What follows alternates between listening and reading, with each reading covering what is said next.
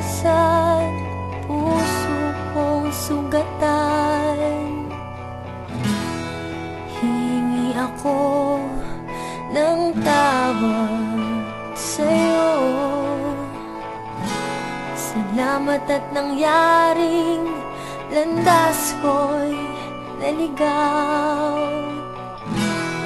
at nalaman kong ikaw pa rin ang mamahalin.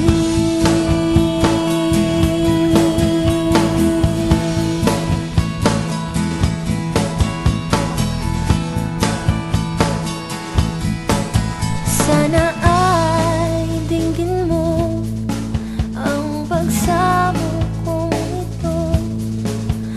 Unawain mo sana ang pagkakamali ko.